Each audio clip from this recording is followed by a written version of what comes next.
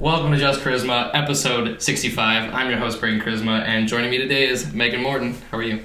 I'm lovely. How are you? I'm good, thank you. So Maegan took the BAT program, so the Business Applied Technology, and... You butchered a little bit. Applied Business Technology. Yeah, okay. There we go. ABT program, yeah. And she is working at an engineering firm, which is sweet, and now she's also getting a minor in criminology. Yeah. Which is awesome. So when we talk about why did you choose the ABT program?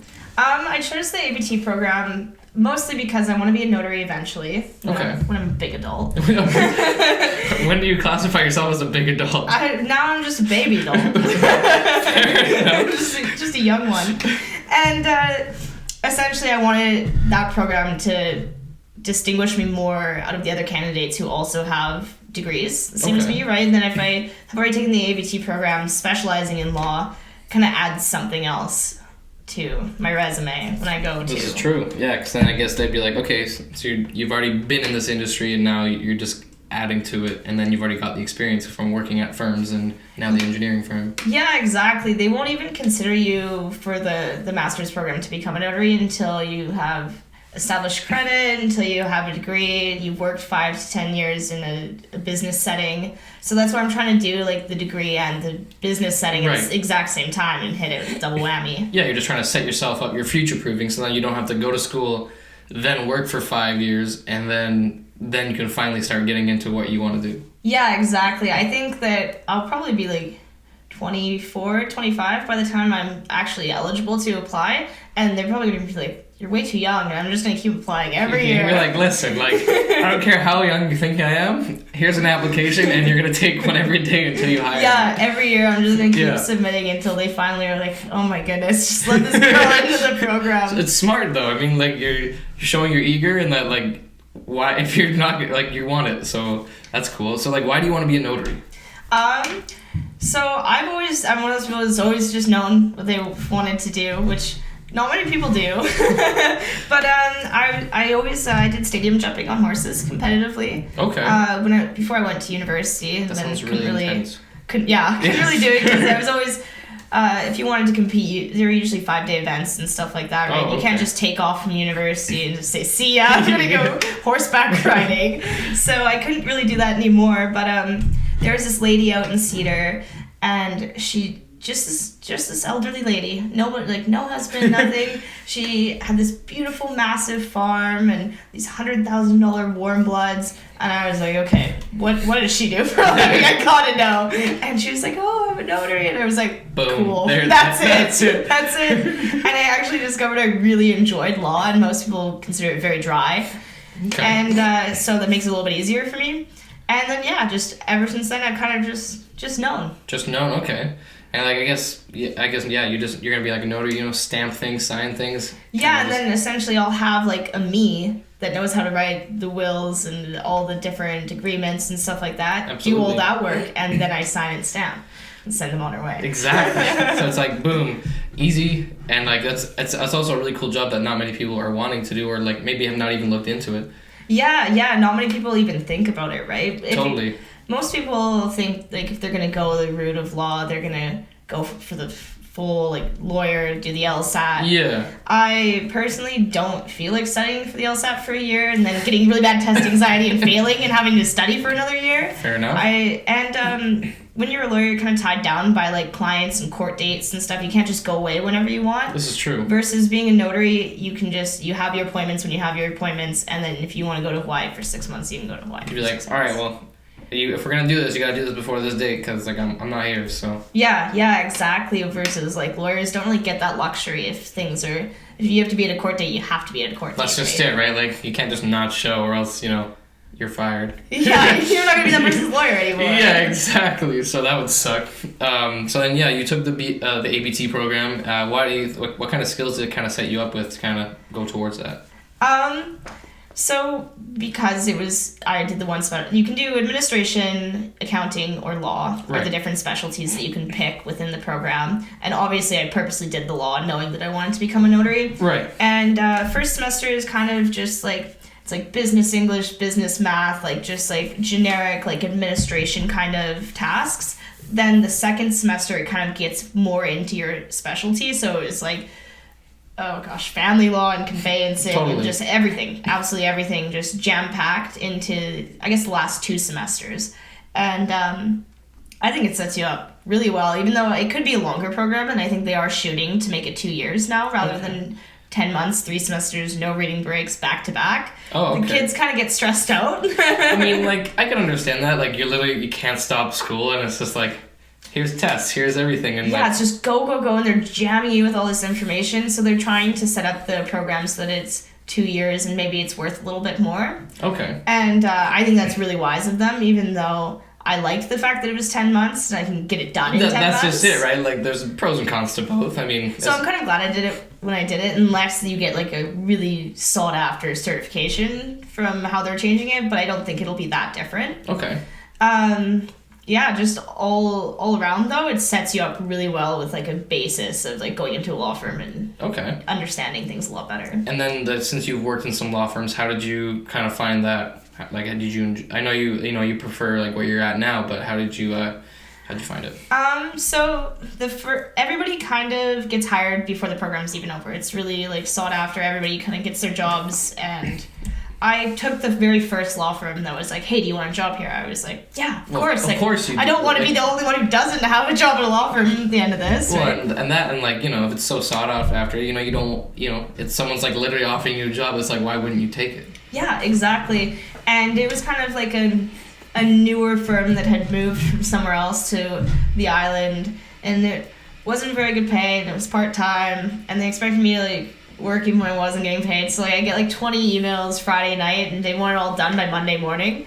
And I'd be like, oh, because my whole weekend, all I could think about was that. Even if I didn't plan on spending my whole weekend doing it, it was all I was thinking about. Totally. So I was just kind of, like, I'd have like 80 cases on the go, too. And he wanted me to do all the work for all the cases. So he'd have a conversation with me about a case, and I'd be like, I have no idea which one you're talking about. It's literally like hiring someone to do, like, a manager's job when they're not a manager. And they're just like, yeah, we expect you to do, like, full-time work. Part-time. Yeah. Thanks. Yeah, it reminded me of, if you've ever seen like the TV shows where the people are like aiming to be lawyers and they're working in these law firms and they're just like not getting paid anything and they're just working day and night. And it was like a New York law firm setting, but in Nanaimo. I was like, no. Do you know where you are? Yeah. Like, have you checked a map recently? It's a lot. I mean, I'm sure a lot goes on here, but I'm sure it's not to the extremities of like New York or something. Yeah, like that, yeah. right? Like, that's what it felt like. That kind of fast paced is what he had expected that it was here. And I was like, no, we're on island time. Totally, right? It's a way more. It's a totally different vibe from like just even from here to Vancouver. Yeah, I was going to say even Vancouver, like that busy city bustle. Like we don't have that here. It doesn't exist. At least not yet. Until like this town gets bigger, we're still like all like we're not hippies, but we're not like crazy busy either. We're just we're right in the middle right now. Yeah. Like, it's really, I enjoy it. I like where we're at. Too. A lot of people love the city life though. Like they absolutely they can't stand being here. Yeah, I mean that makes sense why a lot of people move to like Victoria or move out to Vancouver or something, because it's just so much busier, and like, which I get. Some people like to be busy. Some people, but at the end of the day, sometimes I just like chill. Yeah. No, me too. I absolutely agree. But anyways, getting out of the law firm, essentially, I was just really fed up with how much it was to take in all the time. So totally. I didn't just like, all right, that's it, I quit. I just kind of casually looked for something else while I was there, and just was like, okay, peruseling. And I got a call one day from like my best friend's mom, and she was like, hey, like, is this Megan, like Jaden's friend? I was like, yeah. She's like, okay, it's Jaden's mom. We have an opening at like this engineering firm, and if you want to come in for an interview, we can do that. And I was like, oh yeah. I'll be coming in. I was the only person they interviewed, just hired me on the spot, and I don't think that's how it would have gone necessarily if there wasn't the relationship already there. But now it's a wicked job, so I'm super happy. That's hype. So then, like, is it with being in, not really comparing, I guess, a law firm to an engineering firm, but like, what are like kind of major differences? The law firm, it's a lot more like you can feel the anxiousness and the busyness. Right. I found versus the engineers. I mean, I hate to say it, but a lot of them are very socially awkward. So we don't really talk much. I can hear myself swallowing my coffee. That's how quiet it is in the office. Oh my goodness. Super, super chill and quiet. So it's like the atmosphere is just two completely polar opposites. Totally. And I think I flourish a lot better in like the quiet, awkward atmosphere. Just like, yeah, I guess it would just be like less stress. Yeah, and also it was a family law firm that I was at, so I was listening to people cry and freak out all day long, right? I could understand how that would be like, it would wear on you. Yeah, like I didn't think it would, but after you listen to somebody cry on the phone for a couple hours every day, yeah, it's got its toll. Like, don't get me wrong, everyone's got problems and it sucks, but like, it's a long time to like, you know. Yeah, the average lawyer for family law lasts 5 years, and the average legal assistant lasts 6 months. Really? Yeah. Oh my goodness. So it's pretty, like, they switch pretty quickly. Just like, do they just like, do most legal assistants just like move to a different firm, or do they just kind of like? I'm not sure what exactly they were talking about with the stats, whether they move to a different firm, move jobs, but they're just saying in general that's usually how long somebody can last there. Wow. Okay. I honestly wouldn't have expected that, but like, it's a very interesting fact. Yeah. I thought I could totally do it, and then I just like. I have like the chill vibe enough that I could handle it, and they wanted to train me to be a mediator there. Okay. Because I can kind of keep that steady pace of just like like keep it chill. Yeah, like you know, like you don't. I don't get wound up with it. Yeah, like it doesn't like, I won't emotionally attach you or anything. Like, you're just like, all right, like we'll get it done. Like, yeah. But you still like busting. I still only lasted 2 months. Fair enough. But I mean, it's not like, you know, you just up and quit though. At least you got a better offer came on the table. Yeah. So, yeah, exactly. And yeah, like I said, it's better money, better people, better atmosphere. Like, how can you complain about that? Totally. So then, so now you're doing that almost full time, and you're almost school full time, going for like a minor in criminology. Why? Like, so the criminology, I would assume that's just another step in helping with the the notary part. So. Like, how long is that for the minor? I'm not necessarily sure. Like, I did some university classes back when I was in high school, and then I did the program, and now I'm back to doing university classes. So technically, I'm only like first year and second year right now, like kind of a mixture of both of them. Yeah. So I'm gonna go for like a full degree, but I think it'll probably take me 5 years if I want to do an 80% course loaded school and 80% course loaded work. It's going to take me a little bit longer to get a full degree, but probably 5 years. So then why would the full degree just help you more in the long run instead of the minor? I have to get a full degree. You have to get a full, okay. That's exciting though. Yeah. I mean, like, obviously you must like school though enough to go for like 6 years, and plus it's something you're really passionate about. So yeah, I think it's more. I don't think I love school necessarily. I don't think anybody loves school, but if it's getting me in the right direction for where I need to go, totally, right? Yeah. Even if I'm snail crawling through a degree, I always try to be like, oh yeah, I'm not too worried. Like, I'm just gonna snail crawl through it because like I have to have like a mature status to even apply for the master's program I want. So what does it matter how long it takes me to get a degree, right? Yeah, and it's like, well, like some people, you know, you'll see them buy a house and you're like, oh, like, but you're like either like you're younger, the same age, you're like, oh man, I wish I had a house, but it's like, no, you're gonna get there. It's just like you'll get there when you get there. It's not. You know, you're not, you know, it's not based off their schedule, it's based off, like, what you kind of got going on. Yeah, exactly. It is kind of frustrating sometimes to see those people who are ahead of you, but are very similar in age. But then again, you know how many people I see that are my age that are nowhere near where I'm at? Exactly, right? Like, it works both ways, right? Yeah, like, you're totally. Like, I wish I could be there, but I'm glad I'm not there, like... Yeah, and you know what I tend to see, because I'm only 20, I tend to see a lot more of the people who aren't even where I'm at yet.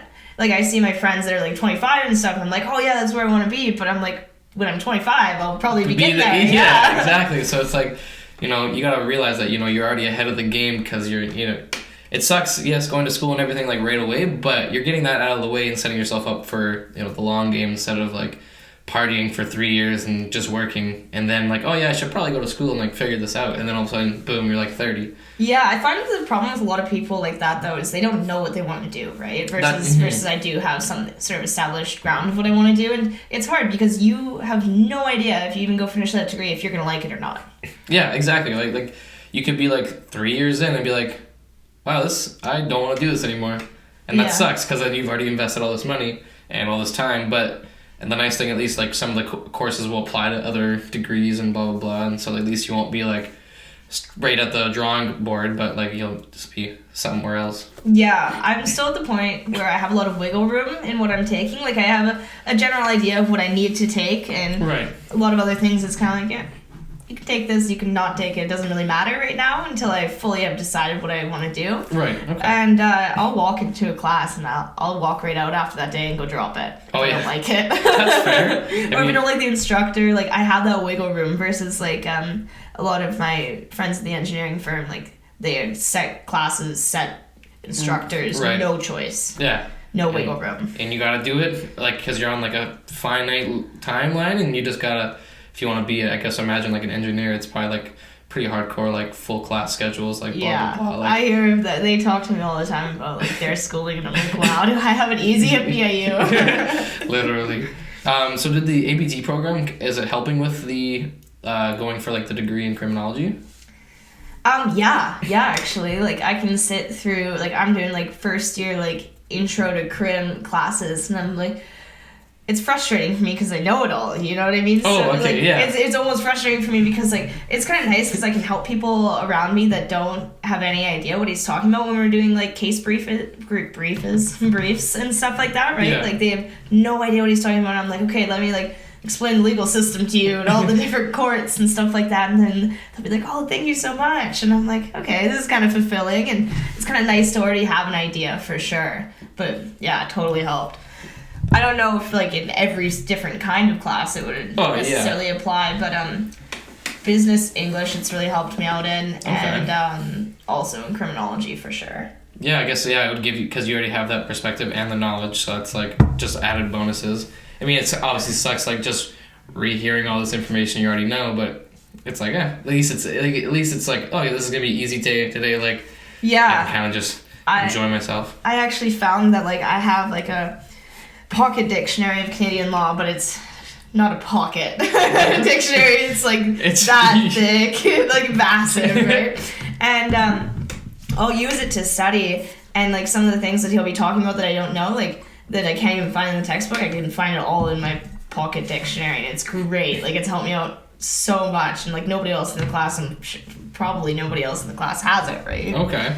So, like, there's little things that I've found that really were helpful from that program going into crim afterwards. Right, okay.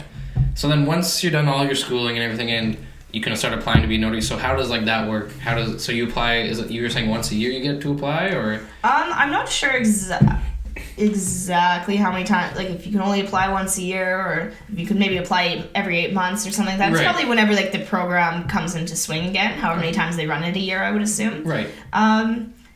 I know that I have to have all these credentials. That's kind of what I've always been basing everything on, and you have to write a 3-page essay, and yeah, you just keep applying until they let you in. It's at SFU over in Vancouver, and it's kind of nice because they do it like you do a few weeks there, and then you can do some of it from home, like wherever you live, and then you go back for a few more weeks, and it's kind of nice because then I can still work and have my own life and stuff like that. Yeah, you don't have to just drop everything and be like, all right, I'm off to SFU, like, see you later. Yeah, especially, like, being, like, older at that point, too, than having to pick up everything and, like, leave my job and stuff like that. That would be so frustrating for anybody. So the way that they have it set out is really, really awesome. Now, is that a long program with the Notary program, or?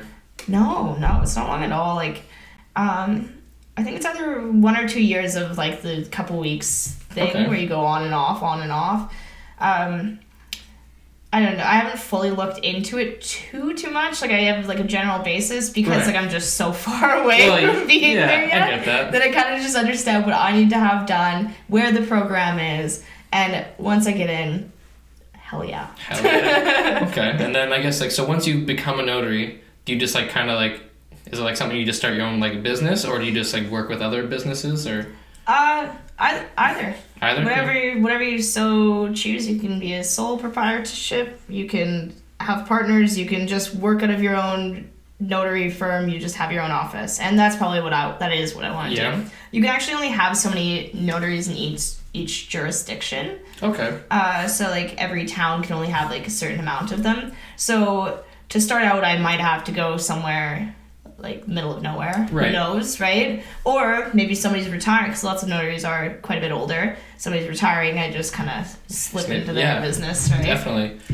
So why can you only have so many people, so many notaries in each jurisdiction? Is it just like, so it doesn't flood it? Yeah, I guess like, because lawyers are both lawyers and notaries once they become a lawyer, right? But it costs more to go to to a lawyer than it does to go to a notary. Right. So for like stuff that a notary can do, they'd rather go to just a notary.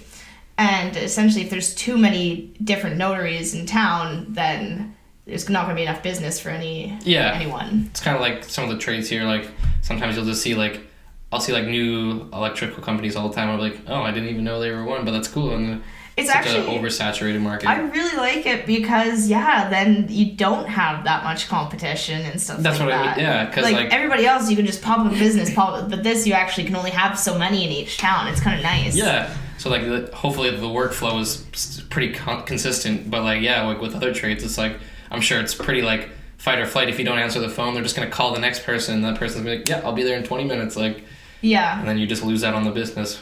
But like I don't really know that business side, but I'm sure it's stressful. Yeah, yeah. I don't know too much either. That's exciting though. Like I feel like notary is just like it's gonna be very interesting. If you're a nice person, I think you can do just fine. Because then people will just keep coming back to you to get their stuff notarized, right? Totally, right? And they'll be like, okay, like this person's like super nice, super friendly, super helpful. But then not only like, I'm sure you can do like social media advertising and stuff like that, but word of mouth would just be huge. Yeah, and like even if you think about it, like all your friends, they come to you to get their wills done and all their stuff like that, and you would have people just off that basis alone, right? Yeah. And it's not like it's very rare that you wouldn't need something notarized in your lifetime. There's lots of different things that you're like, oh, I need that notarized. Oh, that's going to cost me $200. Whereas it'll be nice for all my friends because it'll cost them a little bit less or for free if I really like it. That's right. You better be nice to her. Because, anything is an added bonus, right? Like, it's all about... It's not cheap to get your will done, that's for sure. Oh, I can only imagine, like... You probably have, like, I don't know how it all works, but I'm sure people have to, like, do lawyers have to look over wills and stuff like that? Or is it just, like, Well, a notary can do a will. Yeah? A notary can do a will. That's, like, one of the things can also be under their jurisdiction. So, like, I could write up a will I could write up a will now, but once I'm a notary, I can sign and stamp it. And that's where the money is. Totally. In the sign and stamp. Yeah. And even like just like the most basic bare bones will getting written for you is $200. Okay. And it just goes up and up and up from there. Like the more intense the will is, basically, the more stuff you got going on. Oh, I see. I guess if you just have more assets and stuff like that? Yeah. Yeah, okay. Yeah, and sometimes like it's crazy the things people put in their wills. Like, there's people who leave all their stuff to their dogs and... Really? Oh, yeah. Like, I've seen stuff like that multiple times. But, like, what is the dog supposed to do with it? Like, who gets the dog? I think who actually gets all of that would be whoever they've left the dog. Like, they left the dog under somebody's care and ownership, and then that person would kind of have free reign over the money and stuff. Right. So then everybody else in the family is all mad. Not even the dog got it, but those people got it, right? Yeah. Yeah, I'm sure wills get pretty heated. Yeah. Yeah. Yeah, the family law gets really heated, but wills, it's pretty intense, and especially because you're allowed to dispute wills. Like, really? You're allowed to just be like, hey, that's not right. I am their daughter. Like, why am I not getting this set amount? Or, like, people who aren't even in the will but are family can still dispute it and be like, hey, like, I want this. And then they end up wasting all the money from the will, fighting over who gets the money. Right. Oh, that's horrible. It's really bad, and it tears the whole family apart, too, while they're at it. I can imagine, like, I'm sure I've seen a couple, like, TV shows or movies or something like that where it's similar situations, but, like, that would just suck. Like, you're literally gonna, like, get mad at someone over the money, like... I know, it seems silly, but, like, it's such a materialistic world that we live in now. Yeah, like, 100%. Like, the cost of living is only going up, same with minimum wage, and, like, but it's only making the cost of living more, so then it just makes life so much harder. Yeah. No, I've definitely seen where it just tears families to shreds and stuff, and it's super sad. It's super sad to watch, because it's like, somebody just died. You guys should be all uniting and happy and one, but instead you guys are all fighting and now hate each other. Yeah, and like, that's not the point. That wasn't the point of the will. The point of the will was, this person passed away, he or she was like, this is where I believe where I would want my stuff to go. Yeah, and like, who are you to say that that's not right? But apparently, like, there's a whole hierarchy of like each individual, like, from the family that like can dispute it.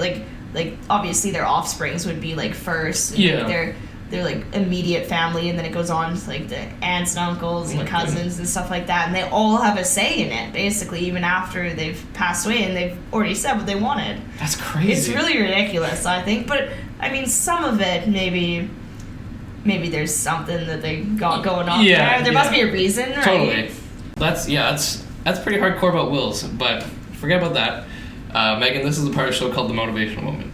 So how would you describe your passion in 5 words or less? I would say be a ray of sunshine in the lives of others. Okay. It's more than 5 words. That's fine. I'll make it work. It's happening. So, like, why would you choose those words?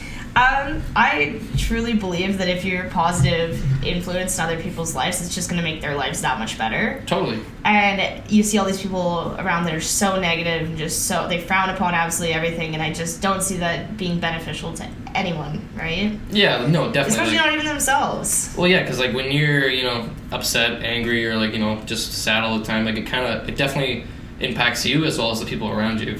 Yeah. So, I mean, if you're positive and excited and, like, people tend to be like more excited about seeing you and all that stuff, and I get that. Yeah, no, and I honestly I really live by that. Like, even if I'm not having like the greatest time ever, I'm still like, I'm having the greatest time ever, guys. Yeah, you're still like putting like 110% in, like saying like, yeah, no, I'm here, I'm positive. Yeah, like I said, like it has such a dramatic impact on the people around you as well, totally. Right? Yeah. Like, one of my roommates calls me his ray of sunshine because I'm, like, super positive all the time. Yeah. So he says he hates it sometimes, but I know he loves it because it's just, like, I know it makes, like, just, like, the whole room better. And, like, it's a good feeling, like, to be that, like, I guess, that atmosphere, that person to be, like, yeah, like, don't worry, like, you're here with me, like, we're having a good time. Like, nothing's going to go... Yeah. When shit goes wrong, we're still going to be, like, don't worry, brush it off, like, everything's good. Yeah, I totally agree with what you were saying. Yeah, like, just, like, the constant ray of sunshine in other people's lives. Like, you don't have to be happy and go lucky all the time. I'm not saying you just have to be, like, smiles and constant positivity, but I just mean, like, being really conscious and aware of, like, how your acting does affect the people around you, right? So, like, you see those people that are negative all the time, you don't want to be around them. Yeah. People are going to want to be around you if you're just, like, woohoo, right? Yeah, totally. I get that. That's really cool. Well, I appreciate you sharing that with us. No problem. So you're a huge, you're into cars. So you've been driving this forerunner now for a while. So why don't you tell me about the forerunner? I don't really know too much about it. I know it's super modded and super awesome. It's my dream vehicle. I've always wanted since I was a little kid. I started driving when I was like 14, and I had Toyota pickup truck just on the farm. My parents were like, you need this to go out in the fields and give them water and stuff like that. And I was like, okay, it was just absolutely rusted out. And I had so much fun driving that thing around. And I was like, all right, this is what I want when I'm a big adult. But I got it when I was a young adult, which is super cool. But I always wanted a 1988 forerunner, and this is an 87, but it's so cool that I couldn't pass it up. Right. And it wasn't even for sale. I had been looking for years. I had just had the money, I'd saved it up, and I just waited, because lots of them that are older, the Toyotas are known for rust, right? Right. So I was waiting for one that wasn't covered in rust, and I probably looked at a couple hundred over the years. Just, I believe it. Yeah, especially when it's your dream car. You're gonna look over each one because it's gotta be the right one. Yeah, and honestly, I was starting to get really upset about it because I was thinking I was never gonna find it at some point, because I was going seeing them and I was like, oh, this one looks awful, this one looks awful, and I realized maybe they all kind of look awful, they're pretty old. But even the color of this one, this color doesn't exist in this year. This color doesn't actually even exist at all. It's the paint off my buddy's 54 Chevy mixed with another paint. Oh, yeah. So it's not gonna be duplicated the exact same ever. It's very unique. And my buddy Lane over in Vancouver, he builds these things for fun. He's building one for himself right now, and he introduced me to this guy, Elio. And he had this forerunner, and it wasn't for sale, but he was kind of humming and hawing about selling it. And we just talked about it for a little while, and eventually he was like, yeah, I think this is where it was meant to go, right? And I ended up buying it, and I was super excited. It's got a 1JZ swap in it, which, I I don't know if you know too much about engines, but what's really sought after is the 22RE. And everybody wants the 22RE for their Toyotas, and this is just one above it. And the 2JZ would be the one above that, but I kind of go with like this middle one where it's still cooler than what everybody wants. Yeah, so definitely. I'm pretty happy with it, and I've got like cold air intake and just like the whole. Besides turbo. That's the only thing that I could be like, oh, I wish I had turbo. And people were like, it'd be cool if you had turbo. That's the one thing that I'm kind of like, okay, maybe I need to get that. I was going to say, you can always like save up and get it. Yeah, so that will definitely be something that I'll be looking at in the future for sure. But it's still like, you can hear me coming from a mile away, and you can see my vehicle from a mile away. So it's very unique, and I'm just so happy with it. Like taking it out every weekend out in the trails, because we live on Vancouver Island, right? It's mostly trails. Yeah, I was gonna say there's so many my roommates just like to rip up spruce trees and shit like that. Like you can never run out, and it's just so much fun to like donuts and all that stuff. And yeah, like literally on Saturday night, like I just called up all my different girlfriends in Cedar, and I just loaded it up in a forerunner, and we went out, out Spruceton area, and we just went and sat by the river, had a couple beers, and it was so much fun, and everybody had so much fun. I'm like, this is what it's about. Like, totally. You don't have to go to a club or anything like that on a Saturday night to have fun. You can just go out in the bush. That's right. It's great. That's awesome. So yeah, I guess like took you a couple hundred cars to find, and then are you planning on keeping this thing forever? Yeah. I can't imagine the day where I would sell it. Like, I've already, of course, like, had lots of offers, and, like, lots of people just right off the bat, like, how much do you want for it? Can I buy this off of you? Really? Oh, that's yeah. Awesome. Like, I was on the ferry coming over from picking it up, and people were trying to give me offers for it. I was like, no way, I just bought this today. I'm like, I don't know what you want. But I got a really good deal on it, so a lot of people are always like, oh, you can make a lot of money off of this. And I'm like, that's not the point. That's not at all the point for me. Like, I spent years looking for this. Like, it's not, like, no. Yeah, like, no thanks. This wasn't like, you're not like here like, oh, I'm gonna flip cars. Like, I'm just like, nigga, just like, no, this is the thing I want. This is the car. If I could have this car, this would be like the car to have forever. Yeah, exactly. And I mean, it's going to be tough to upkeep it for sure, just with like the regular Toyota rust that they get and stuff like that. And I'll have to do like just keep every once in a while, like do a rubberized coating underneath, just like try to prevent the rust as much as I can. I mean, to some degree you can't fully. Yeah. And for the year though, it looks amazing. Like, it's not as bad as most of them. Okay. So I'm already kind of ahead of the game on that one. But there's lots of stuff I want to do to it still. It's got lots of, like, because I didn't build it myself, I don't know where a lot of the wiring goes to. It's a lot of wiring that I have to kind of chase it and find where it goes to and figure out where it's shorting out and stuff like that. Okay. And a lot of the wires have been shorting out on me lately. I don't know why. But it's kind of cool because now I'm going to have to learn to wire and learn to be some wiring sensei that knows how to do all these different things. And once I know how to do that, I can do wiring on different vehicles and stuff like that. And nobody wants to do wiring on vehicles. It seems like a nightmare. Yeah, it totally is. And if you open the computer on my truck and stuff like that, it looks like a nightmare. No, it's great. It's a great build. It's just got a lot of wires like sticking out of places, and you're like, why? What are you doing there? There's like random sides of the door panels. There'll be like some wires sticking out, and I'll be like, huh. You're like, get back in there, but I don't know I don't know what you do or where you go to. Yeah, but that's cool. What are your top 3 things you want to do on the truck? Yeah. Bigger tires. It needs bigger tires. They're kind of dinky right now. Even though it's like I had to kind of see it first to tell if they were big enough or not, because like I didn't want to be trying to get in my truck and I'd be like just like trying to lift if I like need a ladder or something. Yeah. But I definitely want bigger tires. Maybe some stuff so that I don't get a VI done. Okay. Because I've got at least 4 things that the cops could look at my vehicle and be like, yep, VI.